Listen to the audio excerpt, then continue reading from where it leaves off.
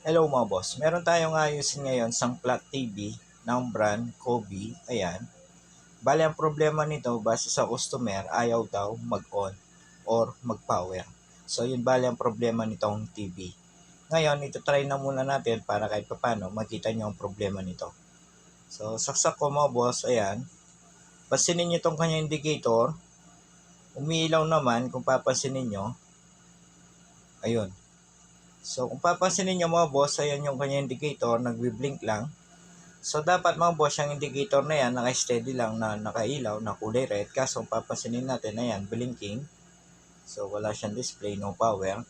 So, yan bali ang problema nitong TV. Yan yung ayusin natin ngayon. Pero bago yan, sa mga bago pa lang dito sa ating channel, huwag sana kalimutan mag-subscribe at pag-ipindot na rin notification bell para sa susunod na upload na gagawin natin, ma-notify kayo.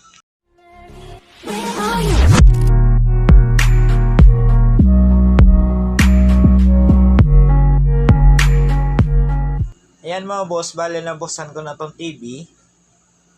Papansinin nyo, bale ito yung kanyang power supply. So napakasimple lang tong power supply nito. Ayan, bale ito naman yung kanyang mainboard. So alamin na muna natin ngayon mga boss kung saan ba yung problema nito, kung sa power supply ba or dito sa mainboard. So napansin nyo kanina itong indicator nitong TV, so blinking lang. So tingnan natin kung nasa power supply ba yung problema mga boss. Pero yan yung unang check natin itong kanyang power supply. So tingnan natin kung meron bang output tong kanyang power supply na 12 volts. Kung titignan nyo tong kanyang power supply, ayan, nakasulat naman 12 volts. So, hindi to gumamit ng 5 volts. So, 12 volts lang yung output nitong kanyang power supply. So, yan yung alamin natin mga boss kung present ba yung 12 volts na yan. So, check natin mga boss. Bale, gagamitin natin na tester dito, itong digital tester. Ayan, para makita nyo. So, dapat ang set na ating tester ay nasa DC volts. Ayan. So, yun na muna yung check natin mga boss, yung output nitong kanyang power supply. Ayan.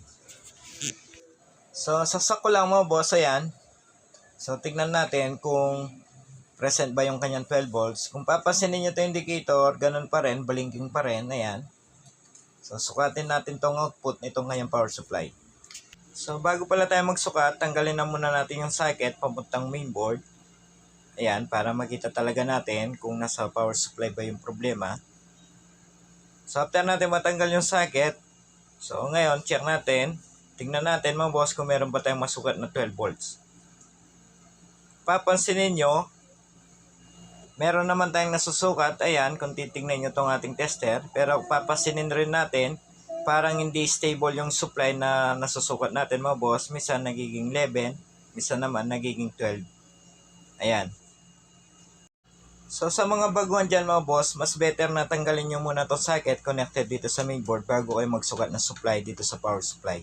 Para talaga makita nyo kung saan ba yung problema, kung talagang dito ba sa power supply. Pero base sa pag-check natin, so nakita natin mga boss, nasa power supply ang problema nitong TV. Ngayon, sunod naman na gagawin natin, so alam na natin yung problema nitong TV nasa power supply, nakita naman natin hindi stable yung output nitong kanyang power supply. Ngayon mga boss, bago tayo mag-check ng mga parts isa-isa dito sa power supply, so try na muna natin palitan yung mga filter capacitor. Minsan sa mga ganitong issue, capacitor lang yung problema. Pero bago yan, so babaklasin ko na muna tong power supply board. So tanggalin ko lang. So base naman dito sa mga solder nito power supply, so wala naman basag mga boss. Okay naman yung mga solder. Ayan, so posible meron talagang problema na parts tong power supply. So try na muna natin palitan mga boss tong mga filter capacitor. Ayan. So try na muna natin palitan yan. Ngayon after natin mapalitan, tsaka natin i-try itong TV. Pero bago yan, try ko na munang i-check pala mga boss itong mga rectifier diode. So check ko lang muna itong mga diode.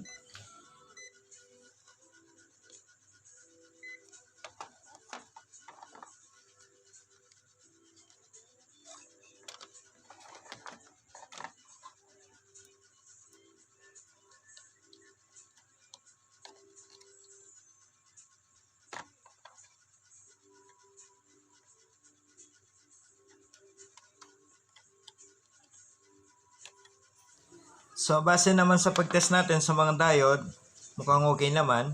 Pero para mas sigurado, so iyan ko yung tig-isampahan itong mga diode. Tapos, itest natin ulit. Para sigurado na lang mga boss.